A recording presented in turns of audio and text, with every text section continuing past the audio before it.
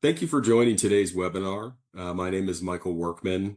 I'm the growth director here at RTI. I'd like the opportunity to introduce Kevin McCaru, who leads our polyethylene and PET practices, and Mark Coleman, who leads our engineered materials practice. And all of us here at RTI have spent quite a bit of time around the plastics negotiation table.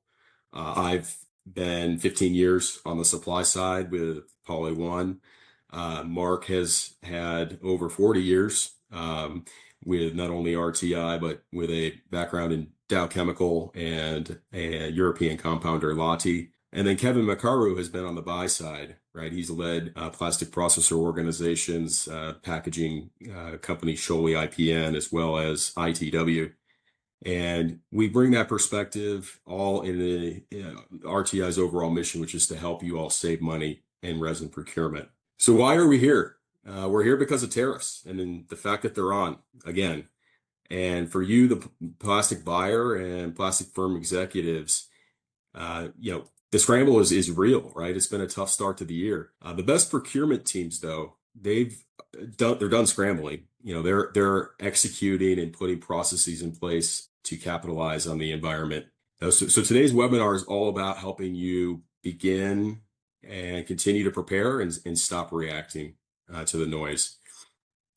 So what we're going to do today quickly is talk about the now, what's coming, and then most importantly, how you can use real-time data and smarter cost processes and strategies and supply chain insights to help you stay ahead. So with that, I was talking about this webinar with an extruder, client of ours, and I told him the name of the webinar was Tariff Whiplash.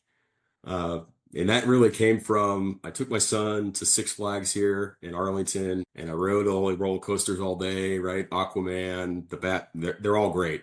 But the next day I was certainly feeling it, headache, neck ache, right? It was very much like, the weight of all these tariffs were kind of on me. And he used the analogy of being in a car wreck, whiplash, right? So however you feel whiplash, and how are you guys feeling? Mark, Kevin, how are you doing right now? I know you probably just turned CNBC off to get the latest update before this call. It's definitely challenging from the perspective of the changes and the rapid amount of data and information that's come out from both the administration and also the news, news cycle that's pretty short these days. So it's hard to keep up with everything, but that's the challenge these days. Absolutely. Things change minute to minute, sometimes hour to hour, which it seems slow these days, but we're keeping on top of the rapidly shifting landscape and the back and forth that's going on between various countries around the world. Yeah, I mean, we saw this play out when we were, going to create some content to show visually for this section, and we found that we were changing it so often that we thought we'd just scrap it and walk through quickly the latest, which is what I'm going to do now, and you guys need to keep me honest. So quickly, we've got the reciprocal tariff situation, right, that has with all other countries been, we had the chart with the specific country number, and now we have 10% baseline tariffs, and that's until July 9th. So that much is at least a little clear. On the Mexico and the Canada side, we're looking at 25% with, obviously plastic pellets and scrap. There are, of course, some exemptions like recycled PET, and then the Middle East dynamic with 15% on the petrochemical feedstocks coming from that region. Before we talk about the China monster, does that sound like did I get everything, guys? Anything I'm missing? No, I think you've captured the bulk of it.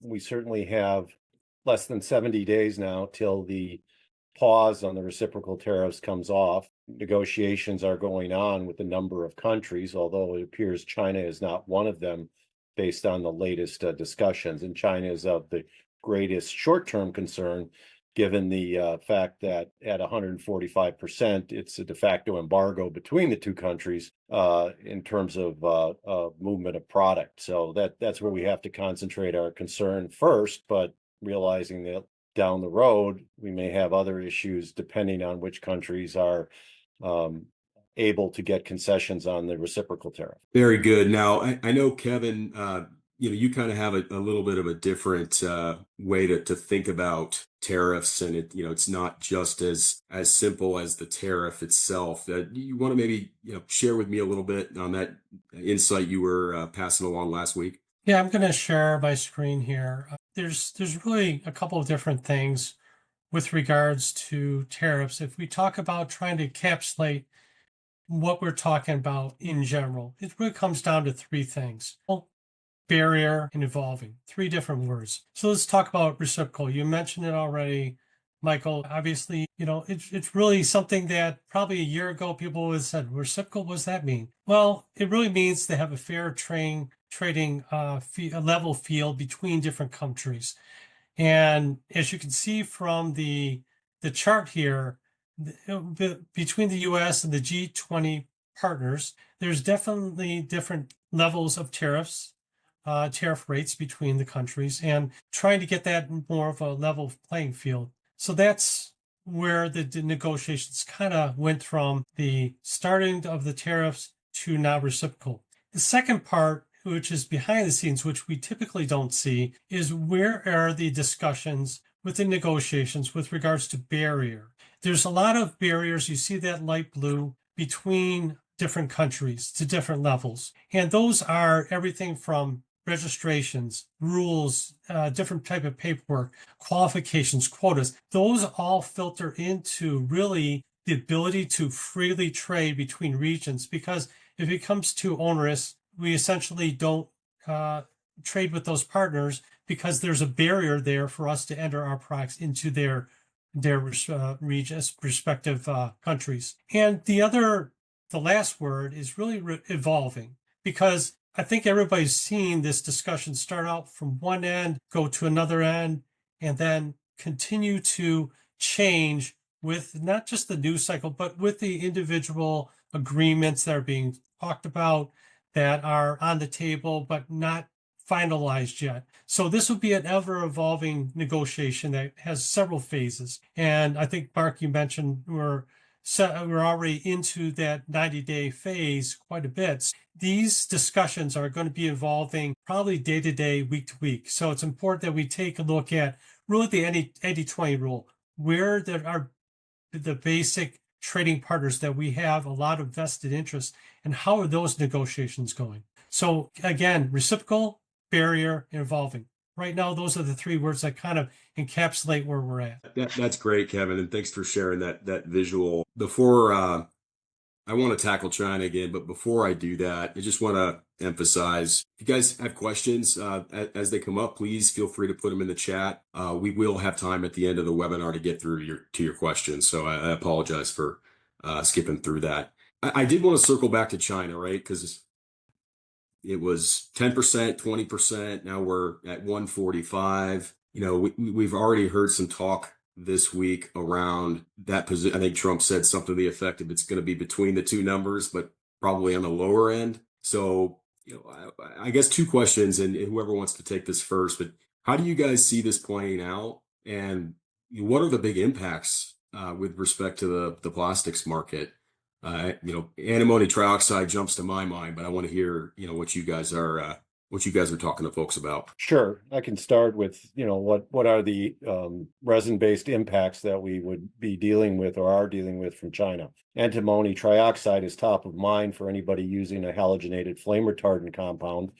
And that actually predates this whole tariff war situation. It was involving embargoes of critical minerals from China that they set up in the fall, and antimony trioxide was on that short list. And as a result, very little has moved out of China in the past 6 months, and prices have elevated some 4x to 6x on the cost of that product, which has led to increases of those flame retardant compounds that use antimony trioxide of 20 to 30 cents per pound. So it's probably a pretty serious situation in terms of availability as well as cost. Generally, folks are finding quantities that they need, but at extremely high price levels, and it really does incentivize a switch, if possible, to other compounds that use that non-halogenated systems that don't require antimony trioxide, and obviously gets you away from the halogenated side. But it takes time to qualify those alternatives and get the UL yellow cards and RTI certification as well. So that is something that's been underway and of concern for some months. Shorter term, or in the future, we're looking at issues from additive systems coming from China, such as glass and colorants, pigments, that could be affected by this 3-week trade war that we've had with the 145% tariffs. Product is being stranded at the port in China. It's being stranded on ships as they wait to see what happens in terms of landings and delivery of product. Orders are being canceled, and folks are pivoting to other sources of supply. So we need to keep an eye on that market, and as longer this particular level of trade war goes on between China and the U.S., these supply chain issues will become more severe as time goes forward, which is causing a lot of folks to look at alternative sourcing options within North America, within the United States, for various compounds. In most cases, we have alternatives outside of China for the base resin and a lot of compounds as well. But with all the capacity that China's put in on things like polycarbonate and PBT and nylons over recent years, there's a supply chain there that has offered some pretty competitive stuff over the recent years, and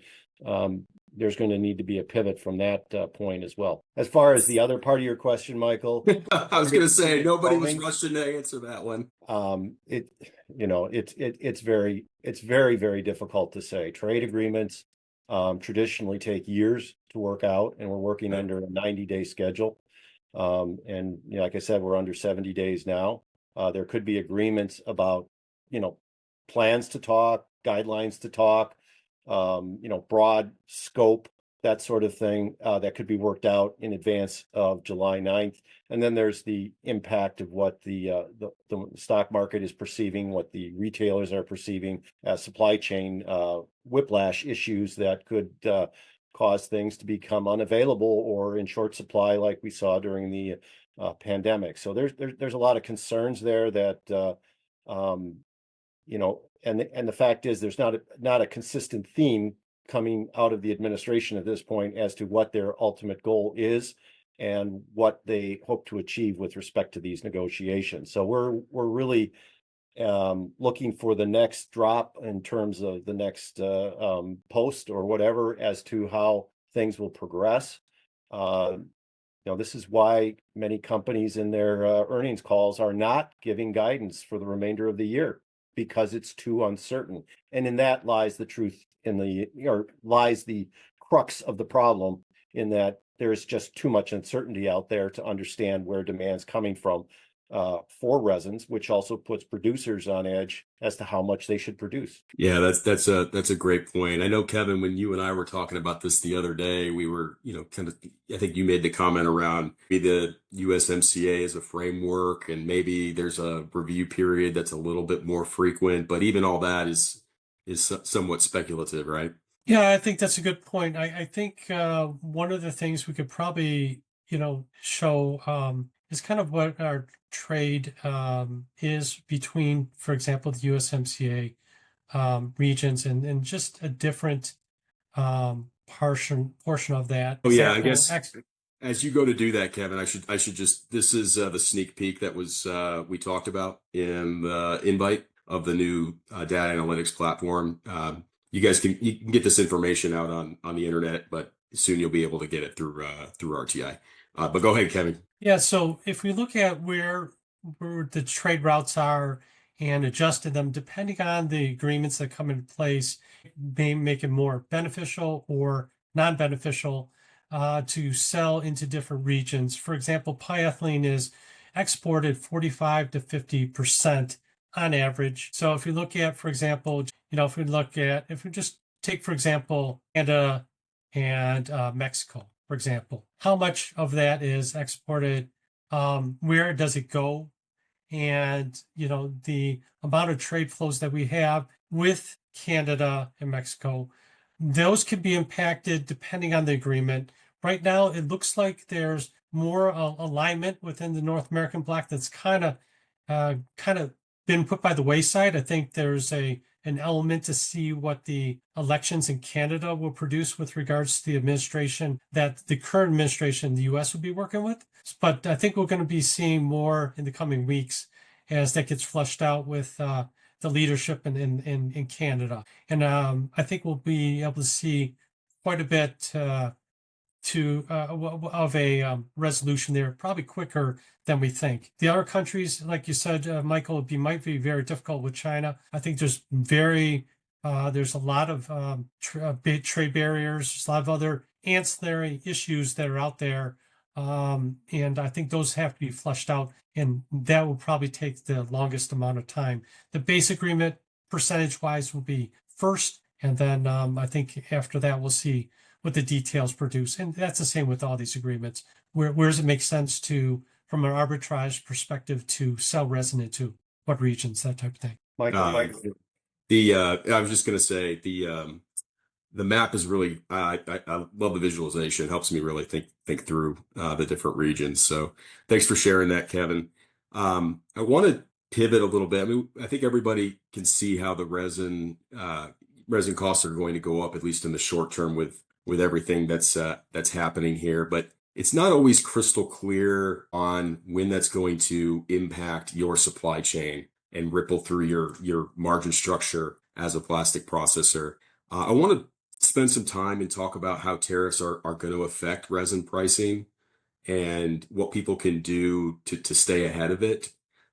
Maybe it makes sense for us to talk through polyethylene, Kevin, to start with, and maybe kind of how the inventory situation is currently, and how basically when are we going to see the impact in the supply chain? Yeah, I think as you mentioned, I think a visual is a good spot here to kind of look at where the market is. It's definitely oversupplied right now. There's been several months. This is a cumulative year-over-year gain for over 1 billion pounds of resin year over year for the various resins. And the challenge that the producers have at this point is, in order to bleed this off in a very low demand market overseas, and also the situation with regards to not just the demand domestically but overseas, is you have operating rates right now that are kind of out of if you look at here, the operating rates are at 90% for February, and the demand rates are slightly less than that at 88. The challenge is the producers are usually ramping up production to get ready for any type of weather events during the summer. The challenge right now is with a low demand environment, high inventory. Even with a weather event, they're not going to be able to bleed off enough inventory without lowering operating rates. So, forecasting lowering operating rates probably similar to what we saw back in this period here, probably somewhere in the 80s, just to kind of get inventory right-sized. And that is probably going to be one of the challenges for the producers without shutting down assets. It's going to have some hits to the profitability. So Yeah, that's a good point on polyethylene, Kevin. I mean, and it's going to impact some of the other resins as well. I know we just got a question in around PVC. We certainly do export quite a bit of PVC out of the country. Europe, Asia. Mark, what do you think about how this all is going to impact PVC?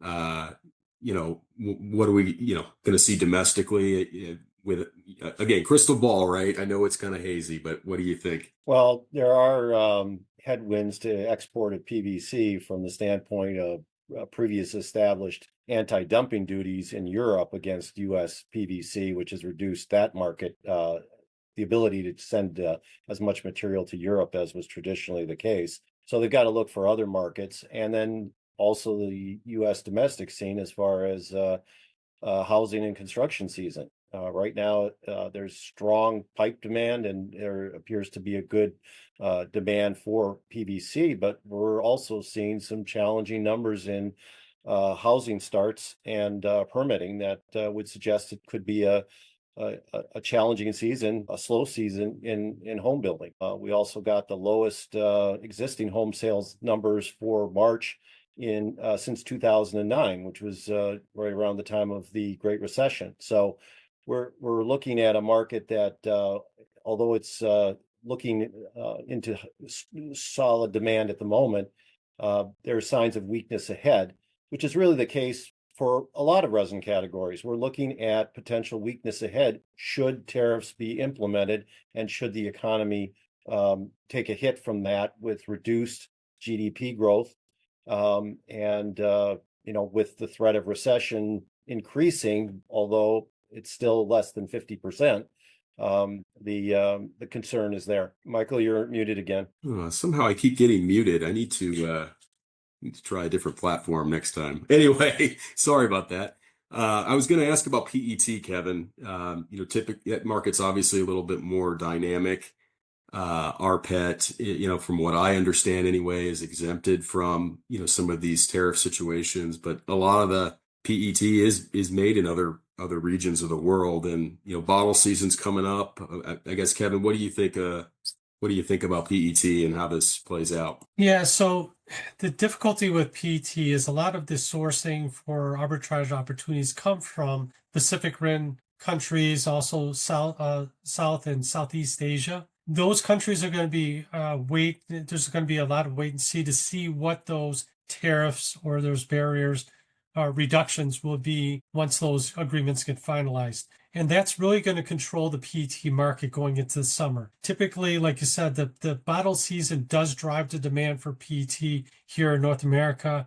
And when we look at the amount of PET that's in the marketplace, it's adequate for what we have now with the imports. But the tariff discussions and the trade agreements in those regions will have a big impact on the trade flows and the amount of PET that gets imported into the U.S. to supplement our domestic supply. So we do have PET commerce between Canada and Mexico, which should be an easier, dynamic because of the USMCA agreement. But the other offshore Pacific Rim and Southeast Asia and Southern Asia are going to be quite a challenge from a supply standpoint going into the summer. So we may see a little bit of I wouldn't say shortage, but there would be some tightness until some of these agreements get into place. And once they do, I think we'll be okay based upon the demand environment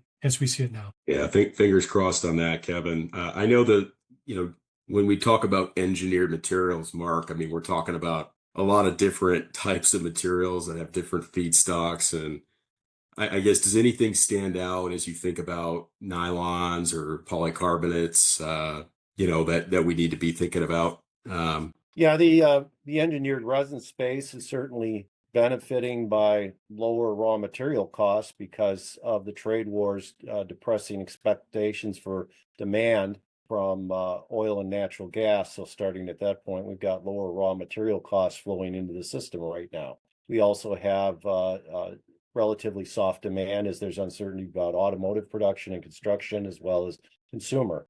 The capacity that's been built in a lot of these categories within China is leaving a lot of what I would call stranded capacity outside of China in Northeast Asia, Southeast Asia, that is now looking for markets and has been exporting at a fairly heavy pace to the U.S. in terms of, particularly in terms of polycarbonates and ABSs at very competitive rates, where even a 10% reciprocal tariff doesn't really affect that very much. They're still able to do it, and they have the capacity and the cost structure to get by on. So as a result, at this point, we're still expecting to see a lot of that material coming to the U.S. and creating a competitive and well-supplied market in a soft demand environment. Should those tariffs be raised to much higher levels come after July, that would change the picture. But Sure. A lot of those producing countries like South Korea and such are, making strong overtures, it appears, to have an agreement in place. Yeah, I've definitely read that too. And with the changing political situation in Korea, South Korea, I should say, we'll see how that plays out, right? Just another variable in a situation that doesn't need more variables. I was talking with one of our injection molder clients, and I really showed my youth with this because he mentioned the term stagflation, and didn't really know what that meant other than there was a component of inflation. I guess, Mark, what do you think? Are we looking at a situation that is going to look that might morph into, back what we saw in the 70s, or what do you think? It's certainly one of the potential scenarios. I don't know that we know enough about how this is going to play out to say that it will become a factor, but certainly higher tariffs would support inflation. And so, and if there's reduced demand as a result of recessionary activity, that would reduce unemployment, or would increase unemployment. So the combination of those two factors is what really creates the stagflation, or those three factors, I should say. If we go into recessionary activity, that's negative GDP, and then you have all three elements of a classic stagflation situation that is difficult to fight. I mean, Japan fought it for many years with respect to lowered interest rates. In fact, they went to negative interest rates at one point, I believe. So as a result, we've obviously got a lot of dry powder, so to speak, in respect to interest rate reductions, if needed, to combat some of these factors. But you have opposing concerns there. On the one hand, you lower interest rates, you can potentially feed inflation, but on the other hand, lowered interest rates could help with the employment picture. So and stoke the economy for better growth. So there's a lot of moving parts in this situation, but from an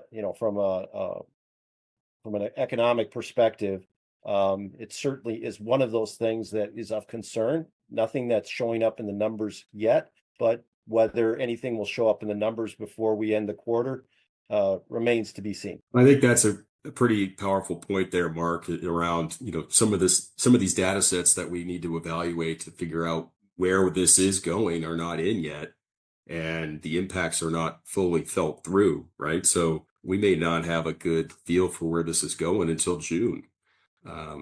Or July. Or July. Well, with that, I think that's a perfect transition to what we can, what to do about this, right? So in terms of the clients that RTI supports, right? There's a lot of people that we've talked to that feel the pressure to react quickly in this type of environment, but for whatever the reason, lack a repeatable playbook or process. So it leads to a lot of gut reactions and scrambling, and everybody running around with their heads cut off, and then relying on hope that suppliers are going to play a fair game. Like one of my mentors at my prior company executive said, hope is not a strategy. And that's true, right? It's a risk. And I want to talk about what a smarter, more resilient response to these types of tariffs looks like, in terms of process, right? I know from my standpoint, having a connective process between your procurement and your sales, with the product management as the hub of the wheel, can help you kind of push that through the business fast. But I want to get, some thoughts from you guys on how folks are doing that successfully in this environment. Yeah, Michael, it's kind of a mixed bag depending on the sourcing strategy that some of our clients have. Some buy and spot. They've had some incredible deals because of the amount of resin that's in the market. Some of them buy kind of a spot scenario, just do some cost average against their contract. They've been doing all right as well. The challenge that some of our businesses and clients have is, where is their demand in the second half? Do they go and take a 60-day position in days on hand inventory versus a more conservative 45-day position to handle cash flow a little bit more wisely going into the summer season, not knowing if things will pick up to the pace that they anticipate in the second half? So those are some of the things that are being discussed in regards to the tactical things they can do. Part is on the macro side, a lot of companies say, you know what, this is kind of like, coming out of COVID. If we have a supplier, we don't have a lot of leverage, and we're in a situation where there's a lot of material out there. Maybe this is a time that we spend the time to do material qualifications and have some flexibility in our supply chain, because we don't know where these tariffs right now will end up with regionally. For example, with PET, that might be a challenge, and you might have to switch over suppliers. But this is probably the time that a lot of our clients, high level, are spending the time to business is relatively muted on the demand side, to put resources into that. So that's what I'm seeing from some of our clients. Yeah, I've heard it. No, go ahead, Mark. Go ahead. I was gonna say I couldn't agree more. I think that's the desire is to have options, and there's been a lot of folks that have experienced the Great Recession and the pandemic in terms of the rapidity of the downturn in terms of demand and also in terms of resin production, and then the rapid recovery, more rapid with from the pandemic downturn at the end of 2020, and a little longer with respect to the Great Recession in 2010. But nevertheless, there was a recovery, and after inventories got bled down, operations got reduced, the demand surprised the market in the sense that it was not able to respond quickly enough. We got into tight positions, shortages, and long logistic issues, as well as substantially higher costs. So the question is, how do we best manage that situation should it occur this time, where the resin may be available, but it may be available from only certain sources because of trade war effects. And that's why you want to have the options qualified in advance to be able to respond to whichever way the trade agreements go. But even a step before that is assessing risk, and this is where it gets a little more complicated when you move out of the commodity resins into the compound sector, where there's a number of additive systems and reinforcements and such that go into a compound, and sometimes you don't know exactly where the base resin is coming from either. Certainly, it's very clear if it's an OEM making resin of a particular type, but if it's more of a compounding operation, those sourcing could come from different areas. So that's where risk assessment with your supplier is key. Understanding what their supply chain looks like in terms of potential tariff effects. And of course, the number one concern today, as I mentioned earlier, is China. But as long as you're checking that supply chain, you should be checking it for all overseas types of inputs that might be at risk, and talk to your supplier about what their mitigation plans are. Then there's, of course, the qualification of those materials, those grades of material that are largely safer, if you will, relatively speaking, in terms of where the raw materials are sourced from. And that can be a fairly complicated discussion depending on how you feel different trade negotiations may come out. But in general, if you can bring it closer to home in North America, I think that's still a positive with USMCA. And as Michael or Kevin were saying, we're likely to get to some sort of modification of that, which should be helpful.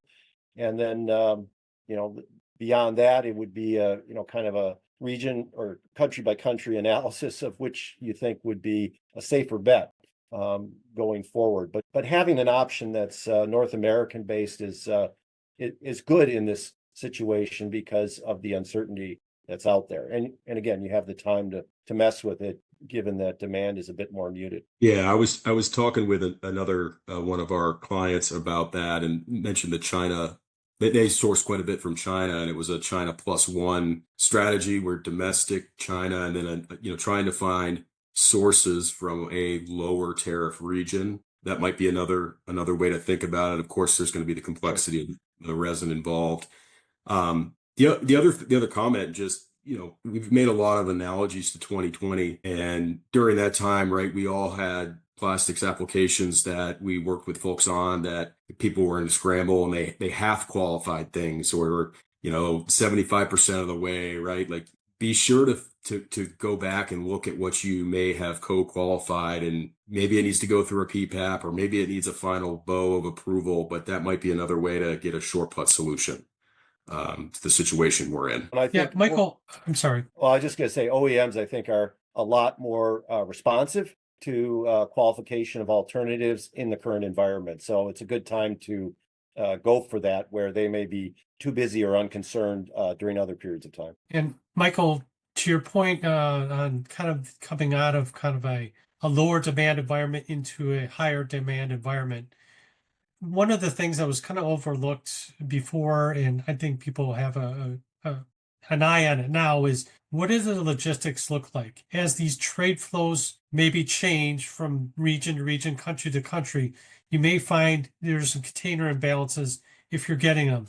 Lead times may change. So these are the types of logistical questions some of our clients we're encouraging our clients to kind of look at as we get through the summer, and there's a little bit more clarity to what the regional trade discussions look like and the agreements that come into place, because the logistics may be may take time to catch up to the container imbalances for those materials that are sourced abroad. That's a great point, Kevin. And we haven't talked a lot about logistics yet, but some of the numbers that I was reading about containers coming in to ports here for the month of April have been down dramatically, right?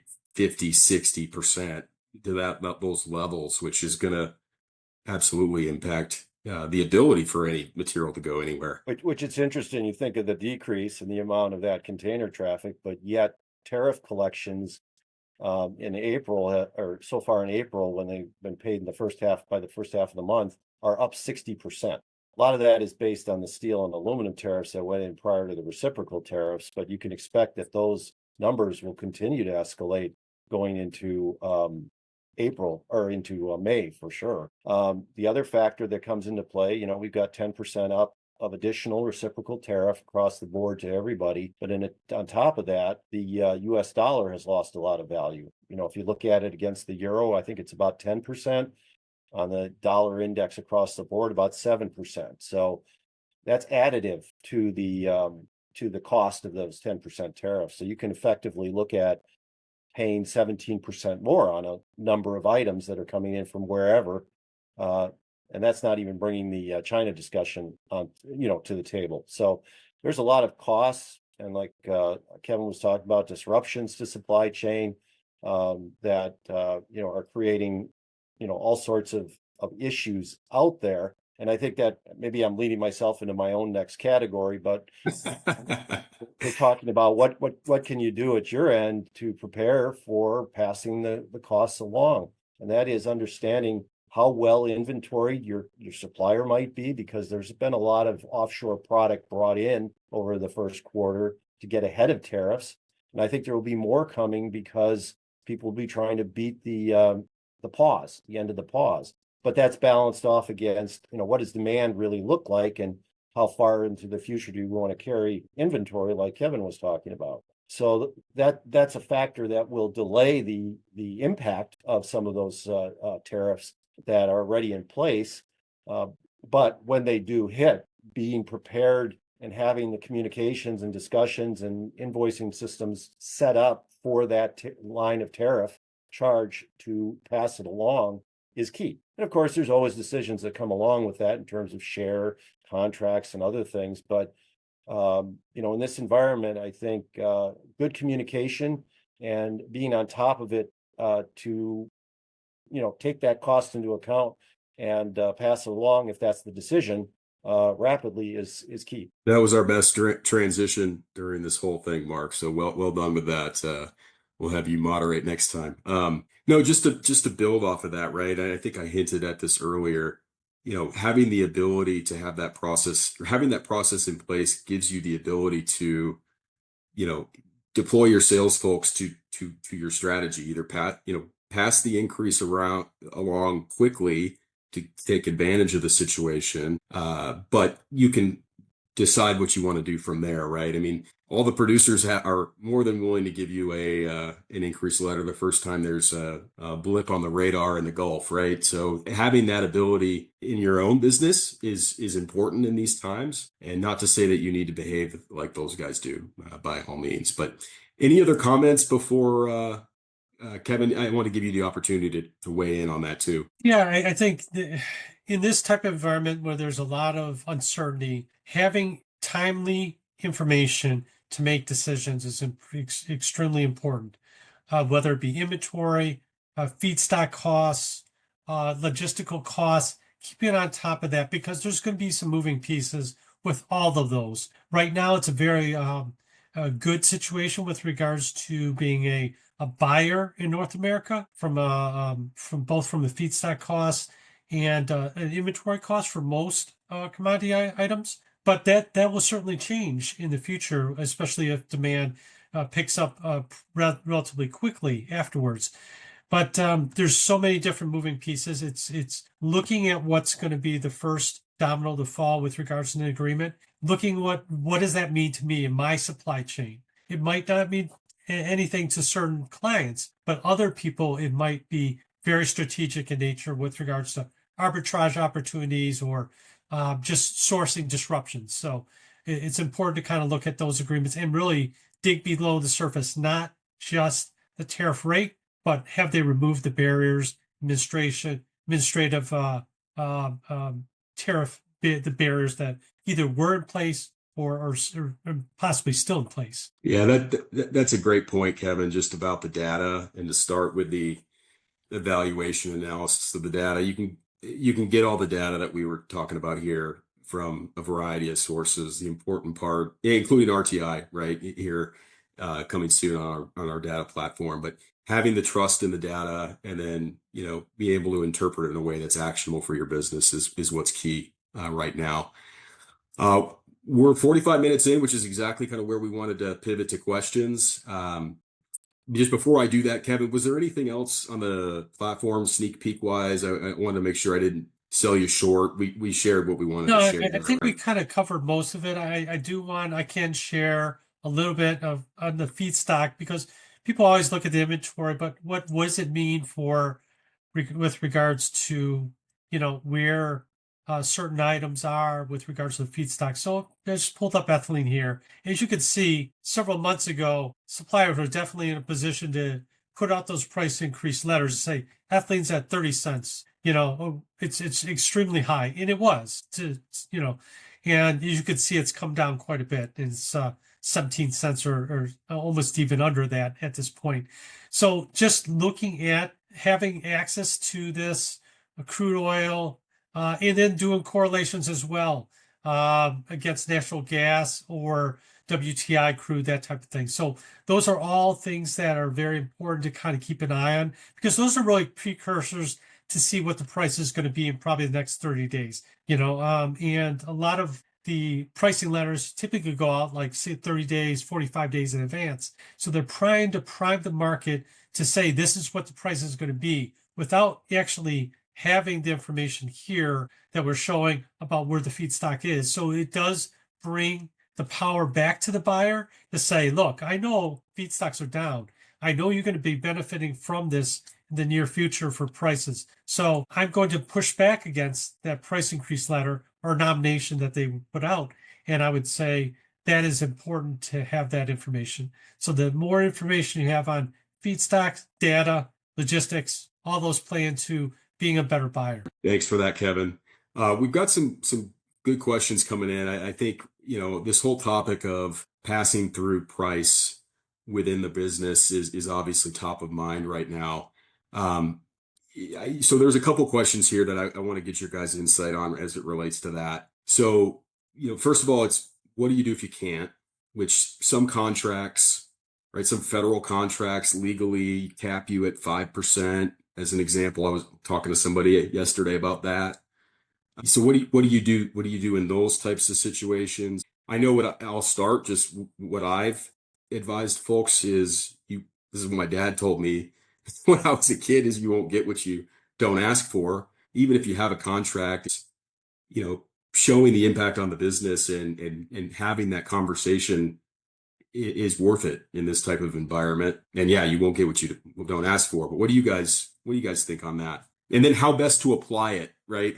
We got a good question from Chris around, does it make sense to have a separate line item on the invoice or to put it in, with the overall price increase announcement? My opinion is you need to line item it. I think that's I agree. the transparency needs to be there. It certainly adds to the legitimacy of the move, and that it's not a benefit to you. It's just you're dealing with this higher cost environment. So I think that's the way I would put it into the system would be to go that way. Now, in terms of your customer and the relationship and whether they give you the Heisman or whatever, the whole idea here is to have a communication to say these costs are up and this is necessary to the business, and if there's outs or part of the boilerplate for things like this. And to be honest, I think this may become a bigger boilerplate item in the future for contracts as well. And I might suggest that just off the cuff is something you might want to work into your fresh contracts for the future is tariff exemptions, because it is a bigger issue on the go forward. But I would say that you have to have firm discussions. Your customers are going to be seeing this from every angle, from every supplier as it starts to unfold. Should it unfold? Again, we're dealing with a lot of ifs. Right now, we've got 10% reciprocals across the board and this huge number in front of China. But what will this actually look like by July? At this point, there is not a clear direction, but I would be prepared to enact whatever cost increases occur specifically due to tariffs as a separate item. Yeah, and Mark, I'd add on to that from a finance standpoint. It really makes sense to have it in a separate bucket anyways. If you're trying to compare material costs over time, the tariffs are kind of going to be more than likely a one-time cost that's in there. You want to make sure that from a financial perspective, does your material cost evaluation over time get diluted if you include it in there? So having it as a separate item, I think is really the best route people should go. And it also allows you to maybe do a little more straightforward management of the volatility of the situation. I mean, exactly. You might put a tariff item in, and a month later, 2 weeks later, it might go away. Yeah. I think just just to tack onto that, Adam asked a follow-up question kind of around those lines. I think to put it into the part price, I from what I've seen, there are some folks doing that. It's back to the question around transparency versus opacity. I think when you're looking at your customer relationships and being as transparent about the current situation is what I've always seen as the long-term most successful thing you can do, and trying to, even if it's not because of that, right? The perception of trying to hide it, some people will pick up on that, right? And it once you start that, it's hard to come back from. Speaking from a guy that worked for a little bit of time for a company that started to do stuff like that. So I'll leave it there. It looks like we've got another question around what about further out? And I was hesitant to bring up the NOAA forecast when Kevin, you mentioned hurricane season earlier, but I mean, it's a reality, right? We got hurricane season coming, and I know the crystal ball gets hazier when we look further out, but what do you guys think about longer term? Some things that we should be keeping in mind across, the major resins that you guys cover. Well, I mean, before we got into the tariff wars, we were looking at growth in the 2 to 3% category, with China was in the 4 to 5% category. The IMF basically reduced a lot of those forecasts by 0.5% to 1%, which is still survivable, but a much less enthusiastic business environment. I don't know that we can plan for anything better than that, and we've got to be prepared for less than that, at least for the next year or so. So that's just my general view of things. You have to look to it. What are some of the resin producers doing, right? You have everything from an announcement that I think just came out that Dow is delaying a major polyethylene expansion in Canada. Yeah. Um, and they're also reviewing assets in Europe, which a number of companies have been reviewing assets for closure or reduction over the last 2 years, because Europe's been a very expensive place to operate since the start of the Ukrainian war. So that's kind of an ongoing condition or challenging condition to produce. We have vast amounts of capacity build in all resins in China because they go for self-sufficiency. And that is a problem for global supply because we're in global oversupply. So what assets will be shuttered permanently? What will be closed temporarily? Or where will rates be reduced? So that's something to consider. We had a major U.S. nylon 6,6 producer file for Chapter 11 this week. Now, that wasn't necessarily unexpected because of the challenges they were facing from their feedstocks, the volatility of their feedstocks in particular. And they had been closing plants and reducing headcounts and that sort of thing already.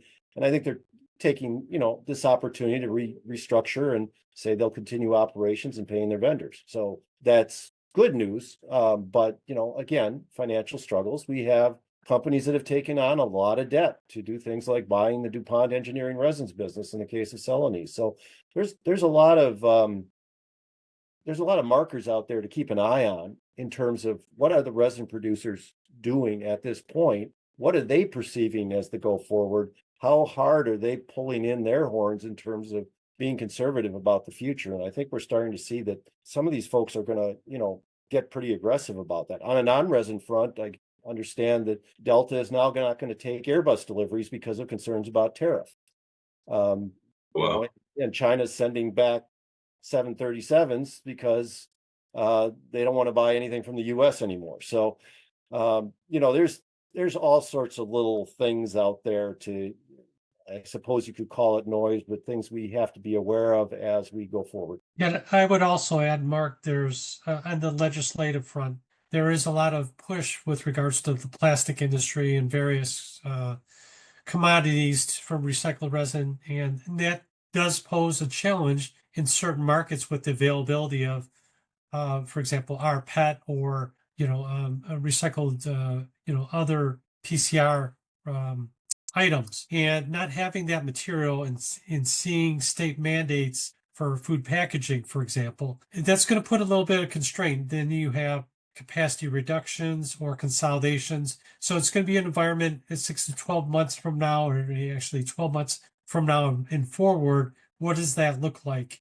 Because that's going to be a little bit of a challenge with regards to government mandates, state mandates for PCR incorporation. And again, that could be a whole separate topic of a webinar, that's for sure.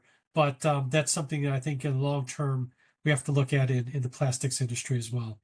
I saw a couple of those other questions come in, Michael. I can try to address those. One on force majeures. No, I have not heard of anybody calling up force majeure as a methodology for dealing with contract obligations and the cost from tariffs. And I'm not legally qualified to say whether that works or not. Yeah. But should the tariffs be applied, I can see that concept probably being tested. As far as when will the dust settle, I don't think anybody knows, but if you translate it into political moments, you would think by the end of the year, because they're going to be running into the election season in fall of 2026. And that's where things could get pretty heated in terms of control of Congress. Yeah, just to quickly build off of that, and then we'll wrap up. We've seen a couple of large, I think one of the pipe makers was suing the White House over tariffs. I read that in the Plastics News, I think maybe a week or so ago. So there's obviously still this question on the legal side of what to do about the situation. Daniel, we'll reach out if we hear anything differently about force majeure versus what Mark mentioned. And I guess on the reciprocal tariff front, right? Mark, I think about what you said earlier.